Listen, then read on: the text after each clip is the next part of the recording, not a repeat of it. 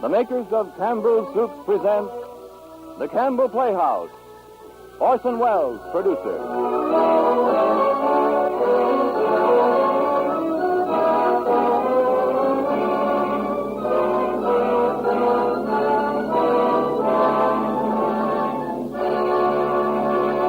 Good evening, this is Orson Welles. Because of the special nature of tonight's broadcast, with its very special demands on an actress's versatility, and because, too, she is one of the finest performers in the American theater, we are fortunate indeed in having with us in the Campbell Playhouse Miss Cornelia Otis Skinner. Tonight we bring you an original broadcast. Its subject, the great American dream of personal liberty and independence. We call it The Things We Have. But before we begin, a word from Ernest Chappell. Among our favorite Sunday dinner dishes, I don't think there's anything we prize quite so highly as chicken. Whether it's roasted and stuffed or fried in tender, crisp brown pieces or fricasseed, the cherished flavor of chicken is something we always look forward to. Chicken has been the number one dish for special occasions for many, many years. And because we like chicken so well, we become mighty critical judges of any chicken dish that appears on our tables. So I think the fact that Campbell's chicken soup has grown so steadily in popularity month after month and year after year speaks worlds for it. And I can safely promise any of you this. As sure as you like chicken, you like Campbell's chicken soup. Every spoonful, every drop of its golden broth is rich with chicken flavor. There are tender, nourishing pieces of chicken meat for you to enjoy, and the finest of fluffy, snow-white rice drifts all through it. Here's chicken soup to match the finest ever made at home.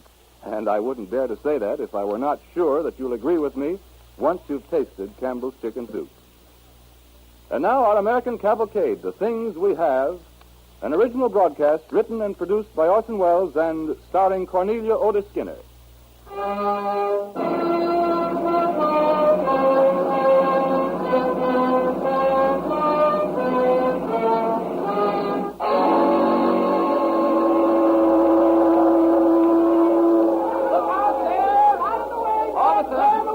Can you tell me where the third class is? Right down the pier, last gangplank. How long has the ship been in? Oh, about 20 minutes, sir. Oh, heavens, they told us that the steamship officer wouldn't be in till noon. Mark Flair, I guess, came in sooner than they expected. They haven't come off yet, have they? Only the first class. You meeting someone in third? Yeah, that's right. Citizen or alien? Alien. Well, you got plenty of time. They have to wait till everybody else is off. Thanks, officer. Oh, officer, how'll he know we're here to meet him? Oh, you just wait around, ma'am. After a while, they'll call out your name. Then you can go on board and get him. Maybe quite a while, though. Thanks, officer.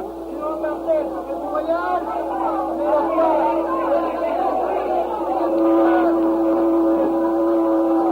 Gee, I hope he's on board. Sure he is. They'd have cabled if he wasn't. Well, everyone else seems to be off. I guess it takes a while going through their papers and all that. Nervous? No, I'm not nervous. Just that I'd like to see him. I wonder what he's like. You're not sorry we're doing this. Of course I'm not. But you can't blame me for feeling a little scared. Gosh, Mary, do you think we're doing the right thing? Of course, Jim. Of course we are. I hope it works. Mr. and Mrs. Scott? Oh, yes, that's us. Mr. and Mrs. Scott? Jim, they're Here we going. are. Mr. and Mrs. Scott? That's right. You the couple meeting a party by the name of Lang? Yeah. You can go on board now. Thank you. Mr. and Mrs. James Scott, citizens? Yes? You're here for Simon Lang? That's right. Call Simon Lang. Simon Lang! Simon Lang! Look, Jim. That's him. Gee. Look at him. Are you Simon Lang? Yes, sir. Simon Lang. Mr. and Mrs. James Scott, you have declared your intention of legally adopting this child. You've certified that you will provide for him till he reaches the age of 21 and undertake that until then he shall at no time become a public charge in the government of the United States. Is that correct? It is. All right, young fellow. Let's see your card. Age? 9 years old. Eyes blue. Height? 1 meter 12. 4 feet 6, I guess. Hair brown. How about your parents, mother? My mother is dead 2 years. Father? Well, what's your father's name? Oscar Lang. Father alive? The boy's father was an associate of mine in business over there 6 months ago. Oh, yeah, sure, I know. Nationality? All right, son, that's all. Yeah, here's your landing card. Well, what do you think? Are you going to become an American citizen? Citizen? What is that? Citizen? Well, I guess you'll find out after a while. All right, good luck.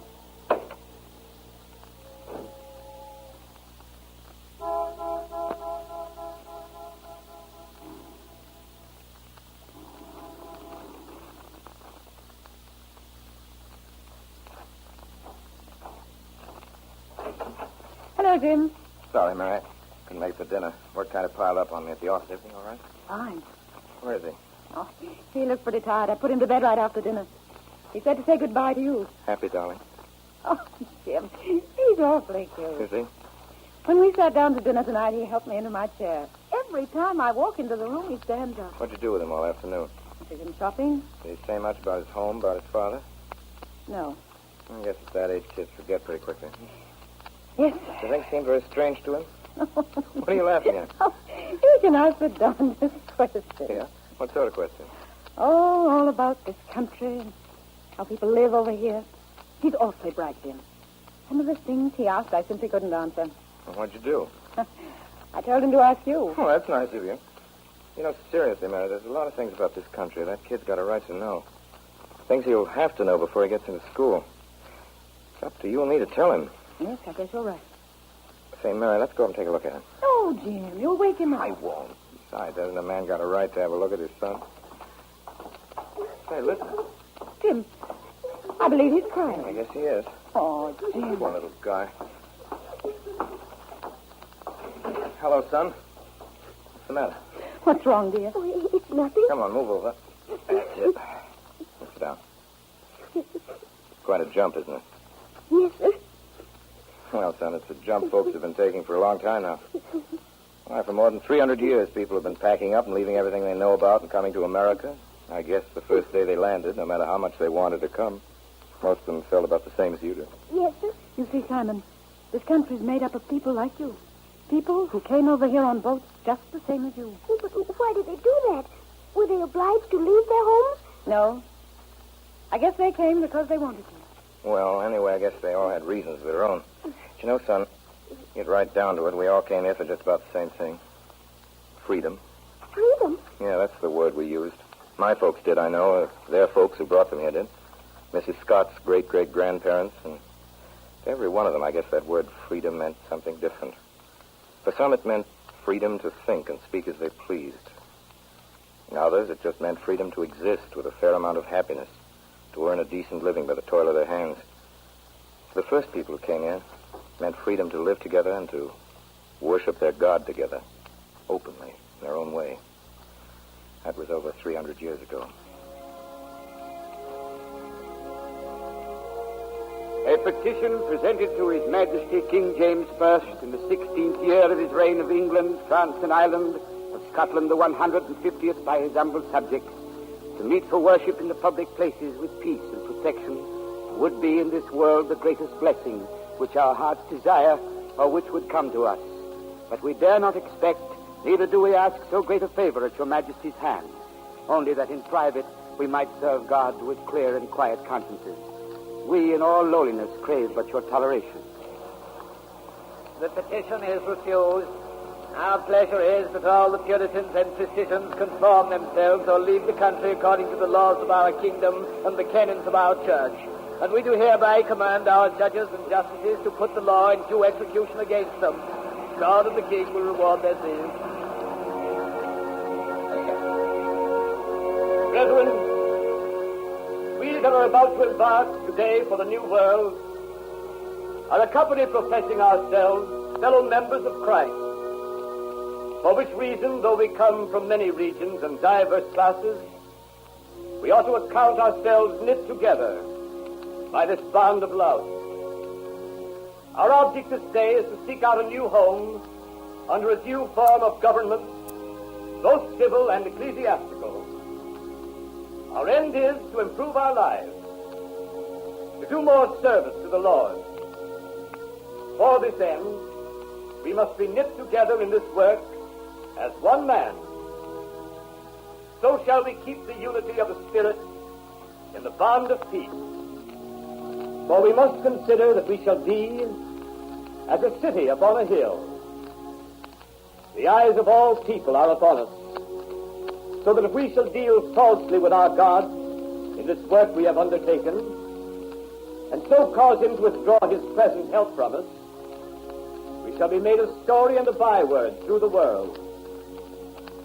Therefore, let us choose life, that we and our seed may live by obeying his voice and cleaving to him For he is our life and our prosperity. And he shall make us a praise and glory, that men shall say of succeeding plantations, the Lord maketh like that of New England.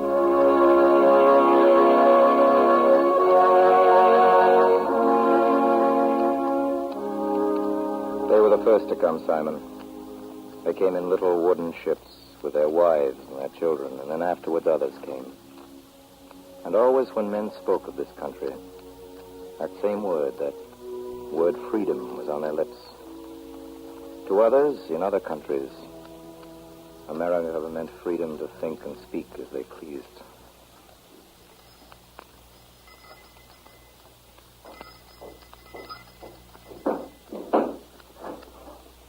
Yes? What is it? Lives here Professor Heinrich Schurz. Yeah? Who are you? I am his wife.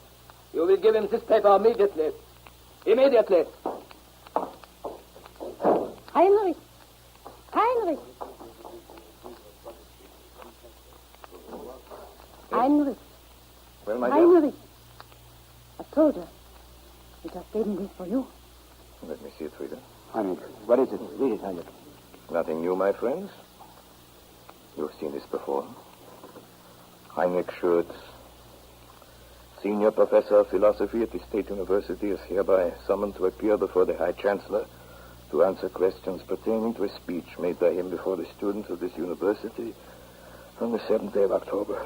Signed this day, the 7th of October, 1848, for the High Chancellor Carl Seibel and the Secretary of Police. You know what this means? Of course. Imprisonment. They have no legal right. They wouldn't dare. They wouldn't dare.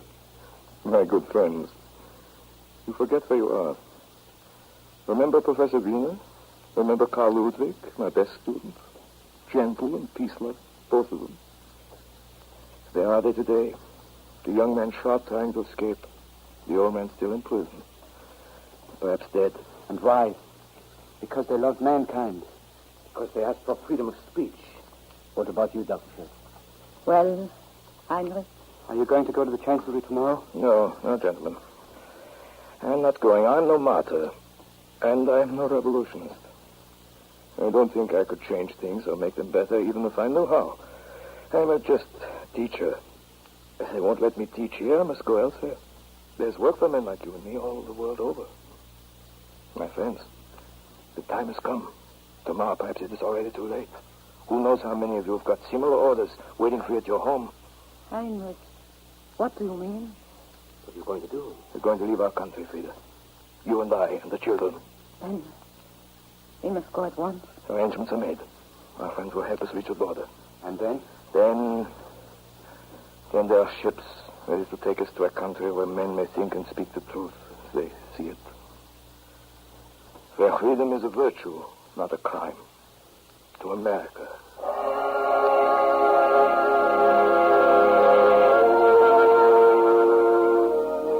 There are a lot of people who came here to whom the name America was nothing but a word in a foreign tongue.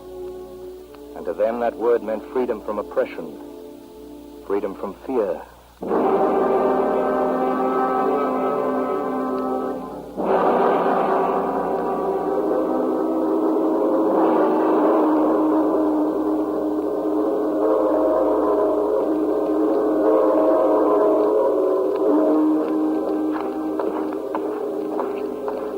They're marching. There are the soldiers. I now keep down. Keep away from the window. I want to see the soldiers, Mama. Yes. If they see you, they'll cut you into pieces with an axe. Don't talk to the children like that. Don't frighten me. Well, it's true, isn't it? That's what they did last year on the town's birthday, you remember. It'll soon be over now. And we will breathe again.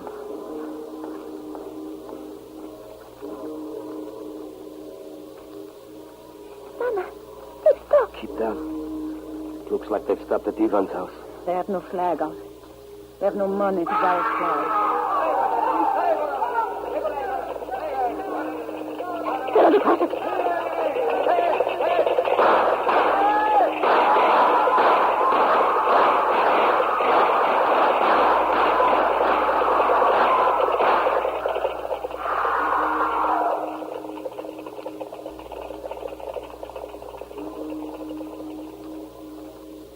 So it is every holiday. Before the end of the day, the street red with flood. I wish it did. Well, not for long. A few more months, maybe a year, maybe 2 years. When we have saved enough, then we shall leave this place for a country where men can walk together side by side in broad daylight, be afraid of no one, to a land that's rich and happy, to America.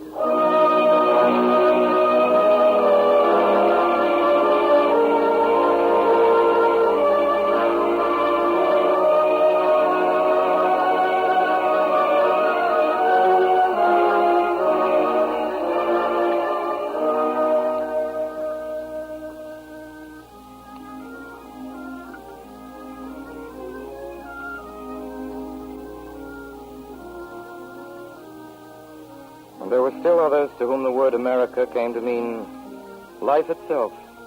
Just life and the chance to earn the things that maintain it. Life in a new country across the sea, without foreign rulers, and where there was always enough to eat.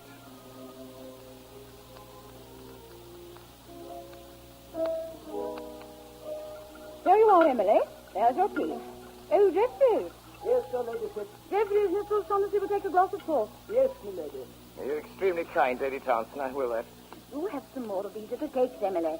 We have them sent from London, you know. They never can make them quite right over here. Thank you, Lady Townsend.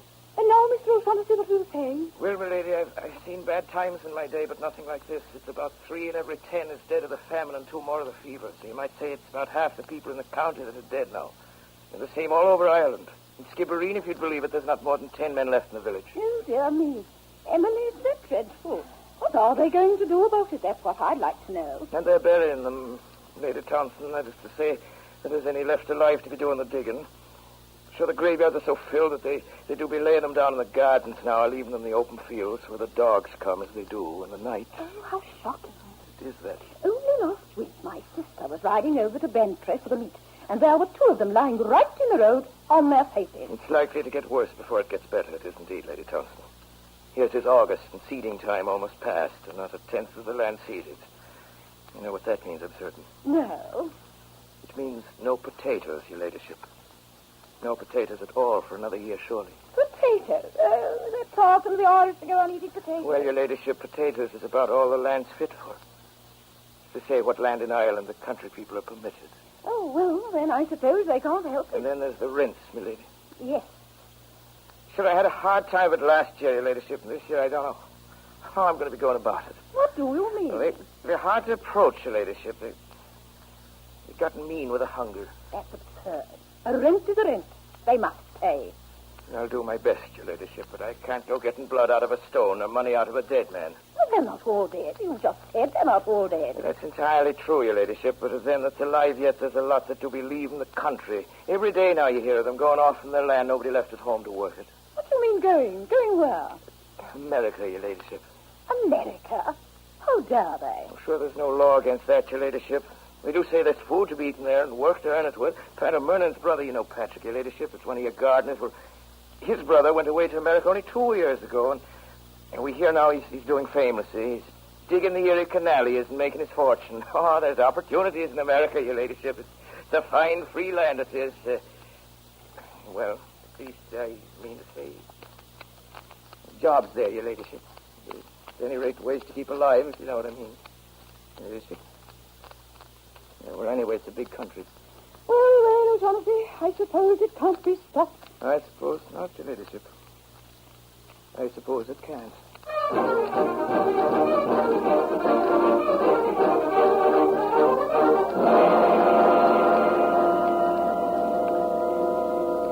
And then sometimes they've come here simply for the right to keep alive.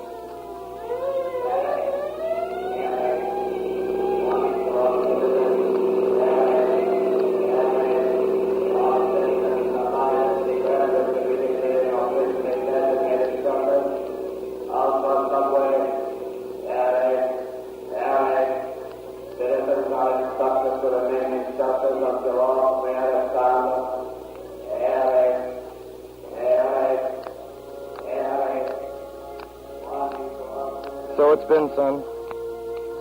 Ever since the first ones landed more than 300 years ago. People coming from all over the world, some of them only dimly knowing why they came. And all of them with this thing in their heart. This dream of freedom. And when they have come here, what have they found? They found happiness, most of them. And money, some of them. And freedom? Well, no. No, they didn't find freedom when they first came here. See, Simon, it turns out that freedom isn't something you find lying around, even in a new country. And it's not a thing other people can give you. Something you have to want awfully bad before you get it. Freedom's a thing you make for yourself.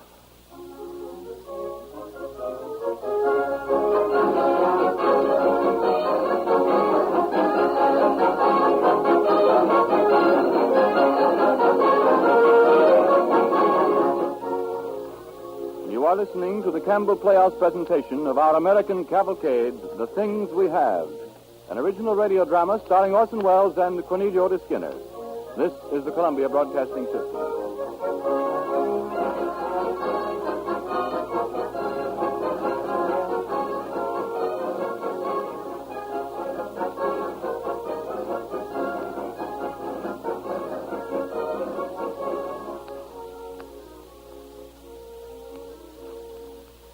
This is Ernest Chappell, ladies and gentlemen, welcoming you back to the Campbell Playhouse. In a moment or two, we shall resume our presentation of the American Cavalcade. A great deal of historical research went into the preparation of the story for tonight's broadcast. Right down from revolutionary times, the customs and manners of succeeding generations were closely studied.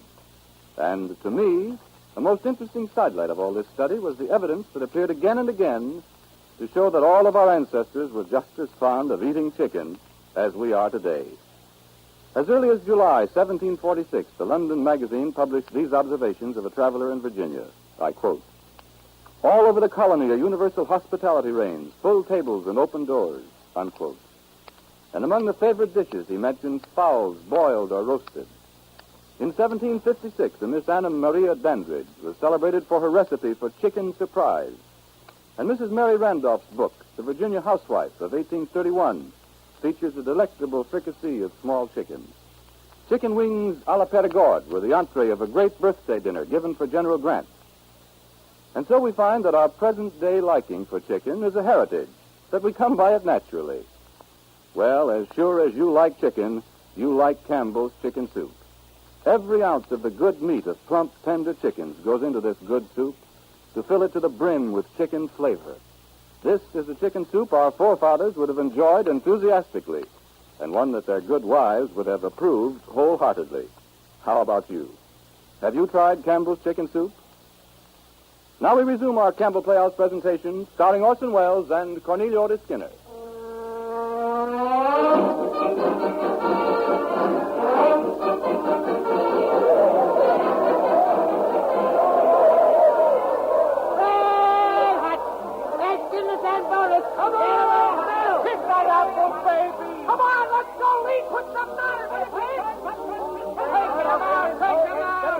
Now watch him, son. Fell over the ball there.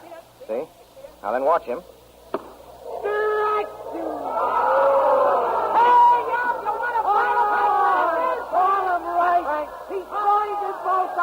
Hey, what do you say, sports? Play ball. Come on, Mel, a little single, that's all, kid. Get back, Marty. Mel's up. Here comes the pitch.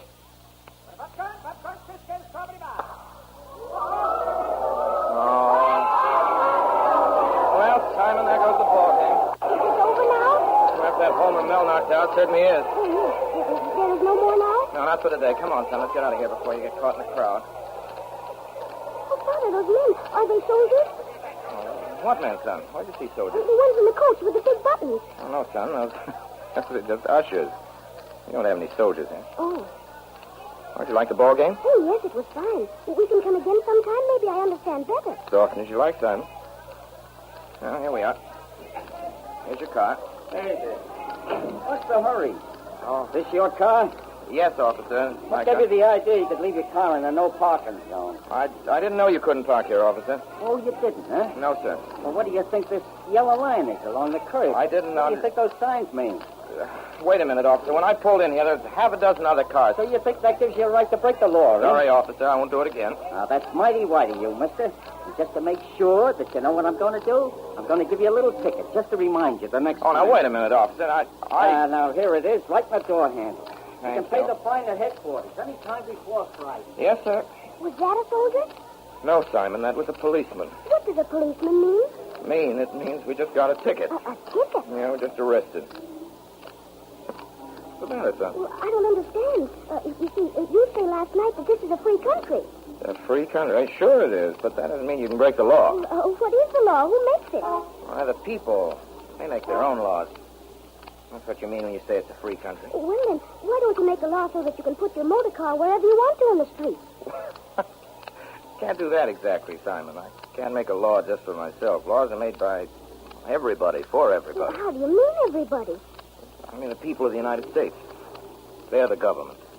Government of the people, for the people, and by the people. Do you know who said that, son? Well, no, sir, I don't. Well, Lincoln said that. Did you ever hear of Abraham Lincoln?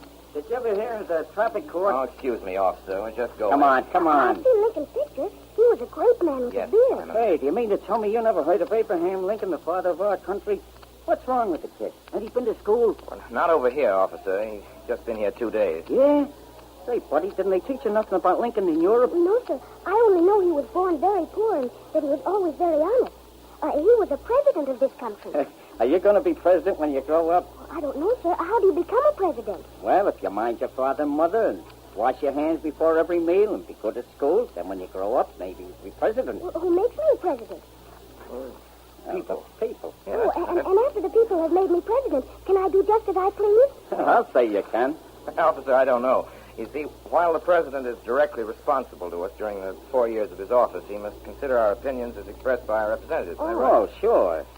And if we don't like the way he's done his job, we elect another president, and if he's a really bad man, we have the right to fire him before his time's over. That's right. It's a free country. Well, does a free country mean that you don't have to pay for anything? I'm afraid you have to pay for everything everywhere, son. A free country is a country in which the government is chosen and run by the people. Yeah, like Lincoln said. What's a policeman? A policeman is a public servant. Servant? Yeah, but that don't mean I gotta wash your dishes. Come on now, get moving. Yes, officer. Hey, look out. Yes, officer. Which way you going? Yes, officer. I know. I'll tell you more about this after dinner. Free country.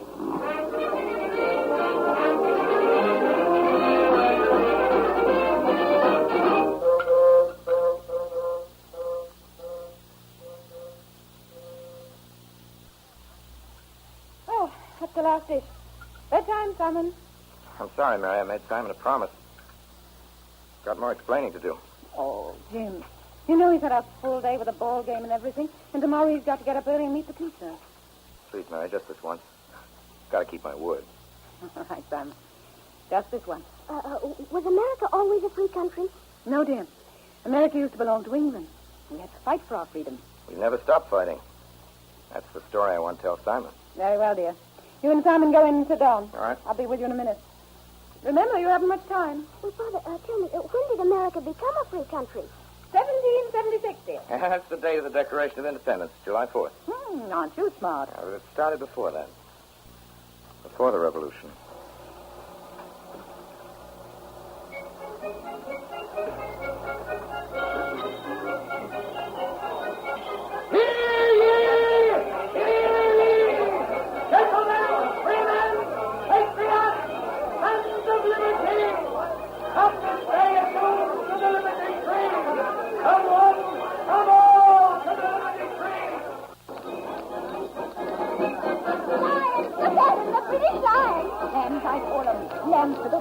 Dirty red coats. I'd like to see him playing puppets now. Friends, I propose a resolution. I propose...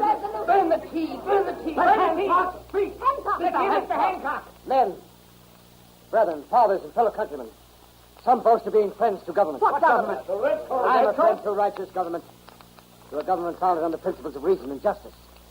But I glory in publicly avowing my eternal enmity to tyranny. Down with tyranny. Down with tyranny. The British have imposed a tax upon us without our consent. Unfair tax. The town of Boston has been infested by a British fleet. The troops have crossed the wide Atlantic to assist a band of traitors. Silence, Mr. Hancock, in the name of the king. Traitors! This is insurrection. Traitors! Are trampling on the rights and liberties of his most loyal subjects in America. That's true. Now that worst of plagues, The detested tea, shipped for this port by the East India Company, is now arrived in this harbor. Countrymen! Countrymen, let the matter be settled before 12 o'clock tonight. Let every patriot do what is right in his own eyes. Burn the tea. Boston Harbor, tonight. Boston Harbor, a teapot. Boston Harbor, tonight. Boston Harbor, tonight.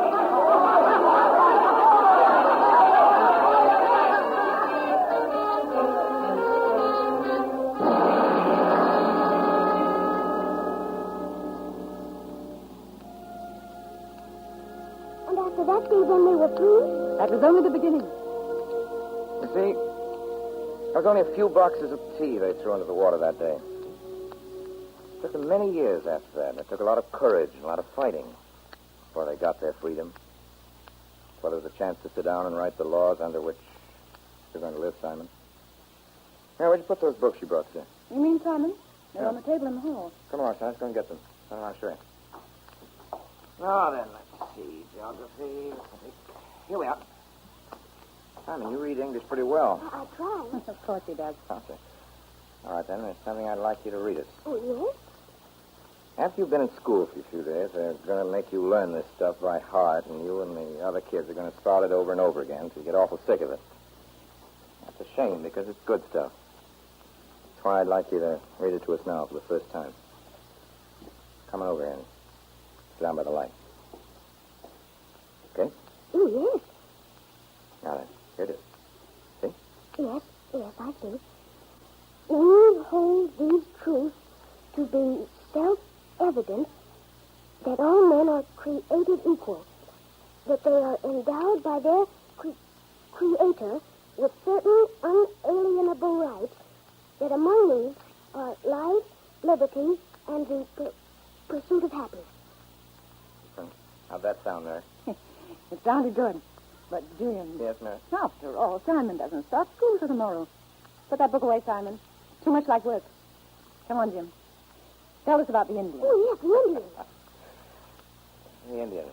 Well, there aren't so many of them left now.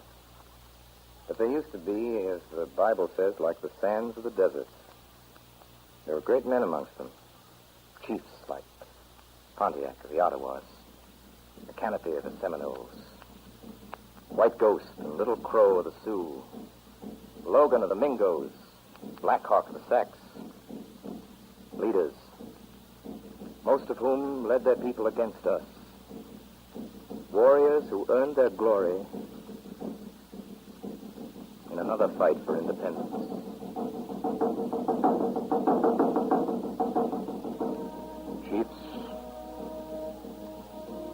Chiefs of the Mingos, the Shawnees, the Wyandots, the Miamis. You have seen the fires burning on the hills. You have heard the call of Logan. You have answered. The time has come, my brothers. The time of blood. Many times we have said to the white man, there is a place for you. There is a place for us. Many times we have offered them the hand of friendship. What is their answer? They have stolen our land. They have set us, one against the other. They have driven us before them, from the rising to the setting of the sun. I appeal to any white man to say if he ever came to Logan's cabin hungry, and he gave him not meat. If he ever came cold and naked, and he clothed him not. Such was my love for the whites, that my countrymen pointed as I passed and said, Logan is the friend of the white man. Then, the last spring, in cold blood and unprovoked, they murdered all my people. People of Logan, not even sparing my women and children. There runs not a drop of my blood in the veins of any human creature. This calls on me for revenge. I have sought it. I have killed many. I will kill many more until I have fully glutted my vengeance. Who is there to mourn for Logan? Not one.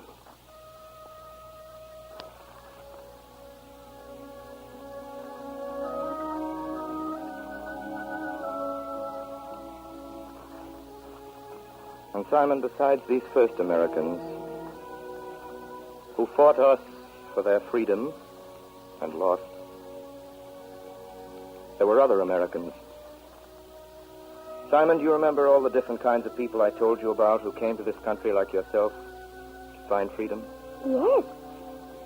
Well, son, if somebody says that the American colonists should have stayed in their own country and fought there for liberty, you tell them that what was done in that short time here in the New World made possible the whole progress of liberty everywhere else.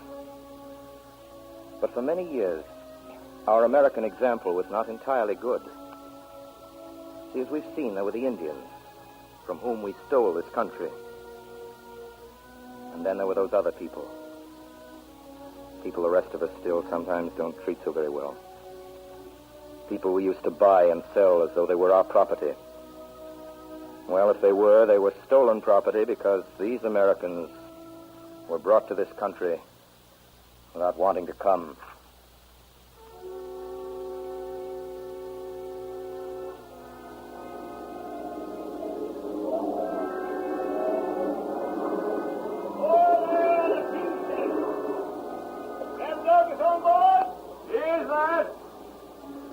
Coming on board, sir. Very well. Come aboard, sir. You're very welcome. Yeah. Be a good time, Captain Douglas. We did, sir. 41 days from Sierra Leone. Good winds most all the way. Well, Captain Douglas, you got your manifest? Yes, sir. Shall we go below? I wouldn't go below if I were you, sir, not with this cargo. Here's the manifest, sir. Brought it up. Thank you. Everything tally? How many aboard? 326 blacks, sir. 96, rather. This morning's count, 161 males, 192 females, the rest children. Manifest states 405 blacks. I can account for everyone, sir. Overboard in the storm, the Bahamas, 4 males, 3 females, 2 children. Died of disease and exposure, 35. Total loss of cargo on voyage, 44 blacks. That's an average, sir. Yeah, so it is. The underwriters will thank you for that, Captain Douglas. Yes. Haven't been doing so well lately. Vespers came in 10 days ago, less than half a cargo. Mutiny and disease. Those foreigners never did know how to stow their blacks. Well, Captain, here's your orders of consignment. Thank you, sir. You got 3 ports of call. At Charleston, you'll unload 100 males, the best you got. At Norfolk, 30 males, 40 females. The rest of cargo to Northern. Oh, and, Mr. Douglas, sir. Yes? There are 2 new ones. 2 born on the voyage. Shall we keep them with their mothers? The buyers want them, certainly. For all their own ways. I mean to say, sir, admitting they're savages, pray don't misunderstand me. Do you follow? Yes, sir. They are humans.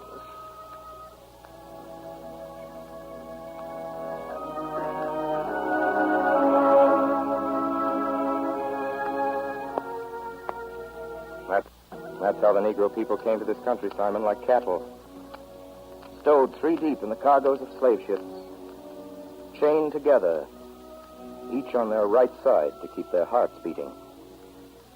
And for many years after America was founded and dedicated by the men who founded it to certain truths which they held to be self-evident, that all men are created equal, we Americans kept the Negro people as our slaves.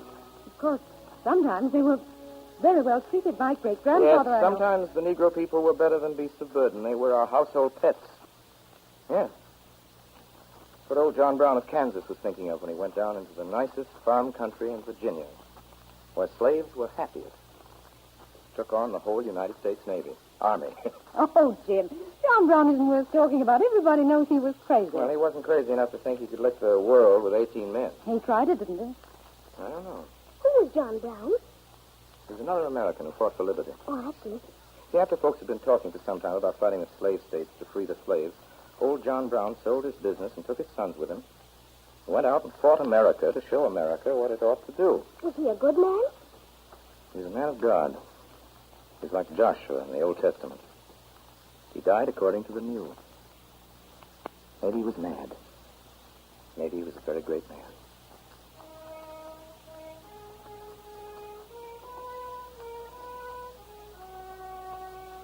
Your name, prisoner? My name is John Brown. I have been known as Old Brown of Kansas. 2 of my sons were killed here today, and I'm dying too. We are abolitionists from the North, come to take and release your slaves. Do you consider yourself an instrument in the hands of Providence? I do. On what principle do you justify your acts? Upon the golden rule. I pity the poor in bondage that have none to help them. The oppressed and wronged that are as good as you and as precious in the sight of God. That is why I'm here. This court acknowledges, as I suppose, the validity of the law of God. I see a book kissed here, which I suppose to be the Bible, or at least the New Testament. That teaches me that all things whatsoever I would that men should do to me, I should do so even to them. I believe that to have interfered as I have done in behalf of the despised poor was not wrong, but right. Had I so interfered in behalf of the rich, the powerful, the intelligent, the so-called great, or in behalf of any of their friends, either father, mother, brother, sister, wife, or children, or any of that class, and suffered and sacrificed what I have in this interference, every man in this court would have deemed it an act worthy of reward rather than of punishment.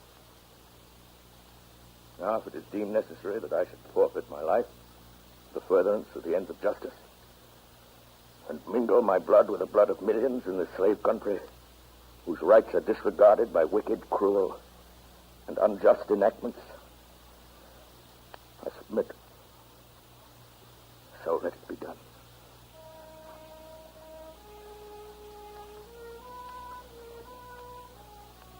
And it was done. They took John Brown up to a hill over Charlestown and hanged him. There were men who made a song about it, a marching song. And thousands of Americans went to their death, singing it in the Great Civil War.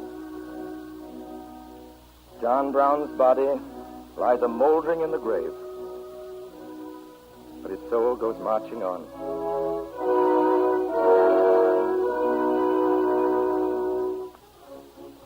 The Civil War was fought between the North and the South, Simon, to determine states' rights. What's that? The South believed that each state had a right to quit the whole union of states if it wanted to. And the North said no. America must stick together. It's a wonderful story, the story of the Civil War. Filled with brave and gallant heroes, but it's a sad story, too, because both sides were fighting for freedom. And how did it turn out? Well, the North took a lot that was good from the South in that war. But in the end, there was still the United States of America, and there were no more slaves. An amendment to the Constitution of the United States of America, passed by both houses of Congress and signed this 20th day of March, 1870, by Ulysses S. Grant, President of the United States. The right of the citizens of the United States to vote shall not be denied or abridged by the United States or by any state on account of race, color, or previous condition of servitude.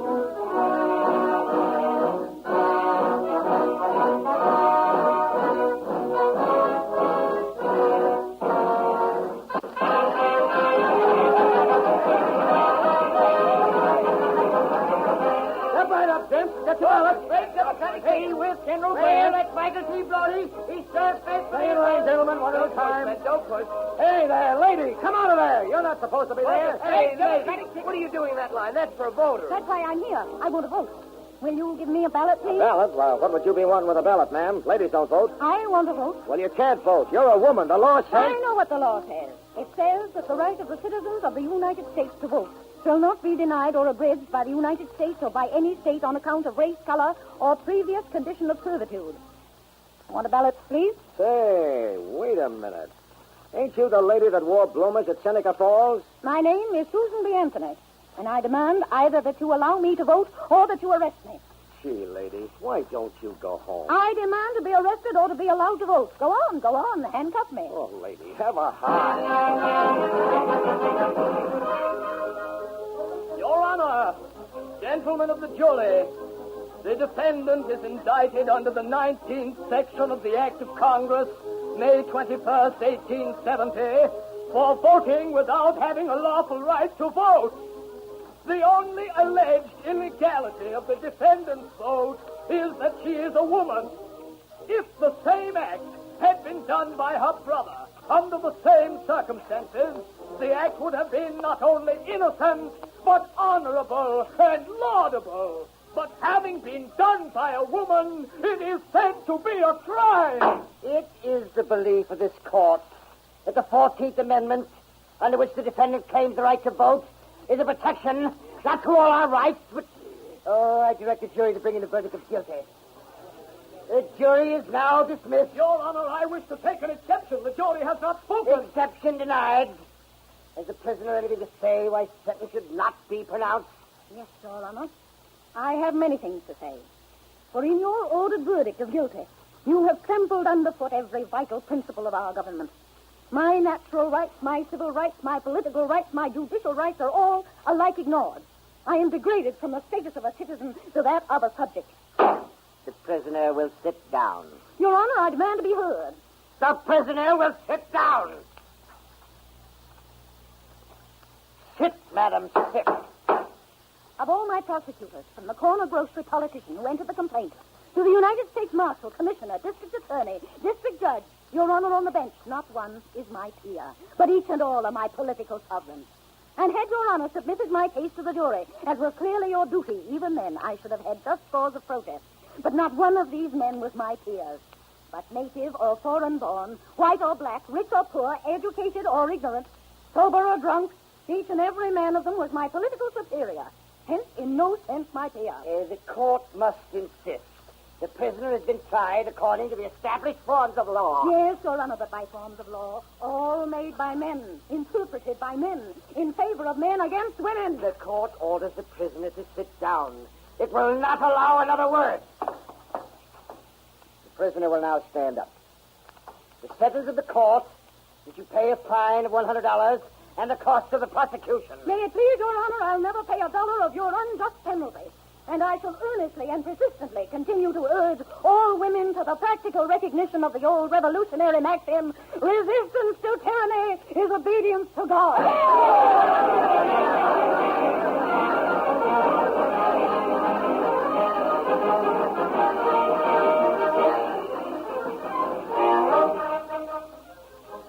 But what did they do to the lady? Did they put her in prison? No, they made her pay a lot of money. Did the lady stop trying to vote?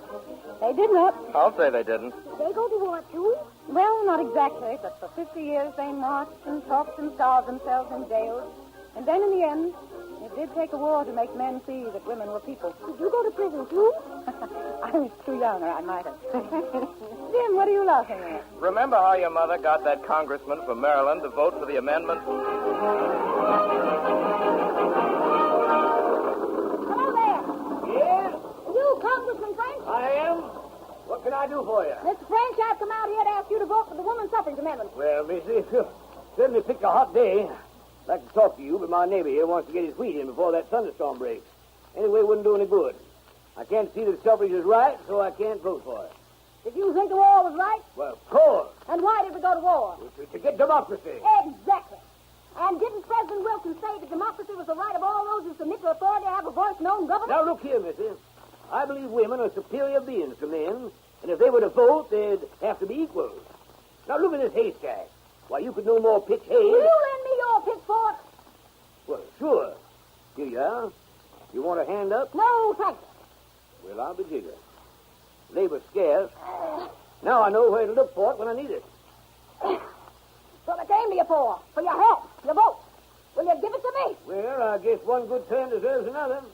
I don't know why, if you can pitch hay like that, man, you shouldn't vote.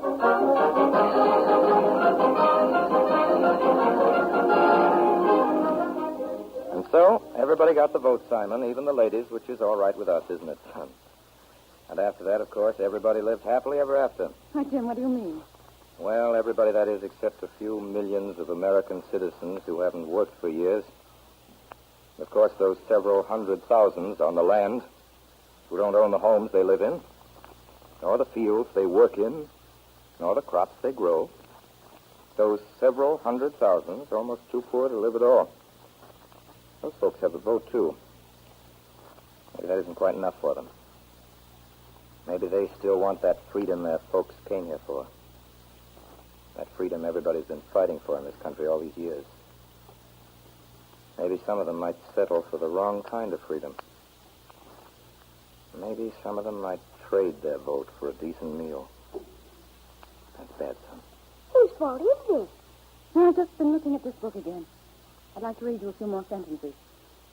George Washington said this when the Revolution was won. The citizens of America, placed in the most enviable conditions, as the sole lords and proprietors of a vast tract of continent, comprehending all the various soils and climates of the world, and abounding with all the necessaries and conveniences of life, are now acknowledged to be possessed of absolute freedom and independency. The foundation of our empire was not laid in the gloomy age of ignorance and superstition, but at an epoch when the rights of mankind were better understood and more clearly defined than at any former period.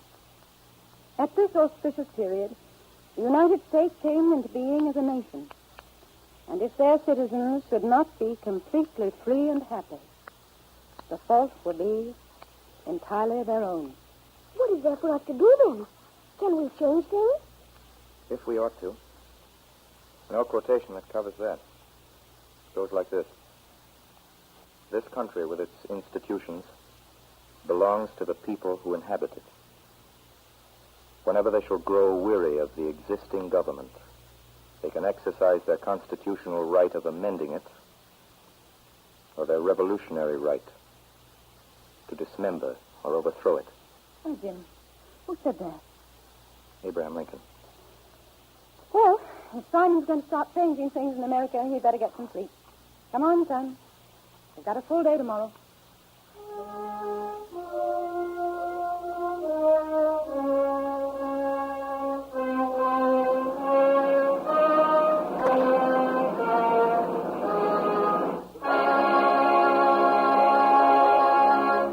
This concludes the Campbell Playhouse presentation of our American Cavalcade, The Things We Have, an original radio drama by Orson Welles, starring Cornelio Otis Skinner and Mr. Wells. In just a moment, Mr. Wells and Miss Skinner will return to the microphone, but first a word on behalf of our sponsors. As sure as you like chicken, you like Campbell's Chicken Soup. I mentioned that a little while ago, and I'm repeating it now because I want to impress it upon you. I'm pretty certain you like chicken, so I'm anxious that you try Campbell's Chicken Soup and find out, as so many thousands have, how delicious it is. I wish you could see it being made. Only meaty, plump-breasted chickens are used, each one government-inspected. The broth is simmered from them in true home kitchen style, till it glistens with the most inviting color you can imagine. Tender pieces of chicken are dropped in, and to make the soup extra substantial, fluffy, nourishing rice. Believe me, Campbell's Chicken Soup is as delicious and as full-flavored as the finest chicken soup you've ever tasted, perhaps even more so. Why not discover that for yourself this weekend? And now I think Orson Welles has a special message for you. Ladies and gentlemen, this, too, is a part of the things we have here in America. All winter long, disabled veterans have been making poppies, slowly and patiently with their own hands. Tomorrow is Poppy Day, a day when grateful citizens will wear the little red symbol of Flanders Field. It is more than a tag to show that we've contributed to these disabled veterans, their families, and the families of the World War dead. The token of our continued devotion to those ideals for which they stood so nobly. Now, before I present our guest to you, Mr. Chappell, would you please announce the cast of tonight's broadcast? Yes, Mr. Wells. In tonight's Campbell Playhouse production, The Things We Have, Orson Welles played James Scott, Professor Schurz, O'Shaughnessy, Chief Logan, and John Brown. Cornelia Otis Skinner played the parts of Mary Scott, Frau Schurz, the Polish woman, Lady Townsend, and Susan B. Anthony. Others who completed tonight's cast were Ray Collins, Frank Reddick, Everett Sloan, Agnes Moorehead, Howard Smith, Kenneth Delmar, Kingsley Colton, and William Halligan. The music for the Campbell Playhouse is arranged and conducted by Bernard Herrmann. And now I know you want to hear from our two stars. Orson Welles? Ladies and gentlemen, it was with great pleasure that I introduced to you a lady who has been variously described as a one-woman theater, a top-notch sorceress, and one of the greatest single attractions on the American stage, Miss Cornelia Otis Skinner. Thank you, Mr. Wells. I think I should explain for those few of you who don't already know it that Miss Skinner is that rare and remarkable artist in the theater, a solo actress. Quite alone and without scenery or properties of any kind, she's created the complete conviction of hundreds of thousands of people, such characters as, among others, as the Empress Eugenie, Nell Gwynn, and I believe all 6 wives of Henry VIII. Not satisfied with this, last season, Miss Skinner did an even more remarkable thing. She successfully toured the country in her own adaptation of Margaret Eyre Barnes' famous novel, Edna, His Wife. In this full-length play, Miss Skinner, I believe you played the part of Edna. Yes. Edna's sister. Yes. Edna's mother. Yes. Family friend. And 5 other women. Yes. In addition to this, according to a New York critic, you created in your audience's mind the pictures of a large number of men who never appeared. Must have been quite a frantic little evening, Miss Skinner. No more frantic, I assure you, than being here with you tonight at the Campbell Playhouse. Well, I don't know whether to take that as a compliment or not. I assure you it's a compliment. I've had a wonderful time playing those 5 different parts. Thank you, Miss Skinner. It's been a great pleasure to have you with us. Good night, Mr. Wells. Good night. And now, a few words about next week's announcement. Ladies and gentlemen, Friday night at the same time, we bring you the greatest event in this year of radio broadcasting. I say this unblushingly. Next week, the marquee on the front of the Campbell Playhouse blazes with the most magical words known to this decade of theatrical entertainment. Helen Hayes and Victoria Regina. Till that time, my sponsors, the makers of Campbell Soups, and all of us on the Campbell Playhouse remain obediently yours.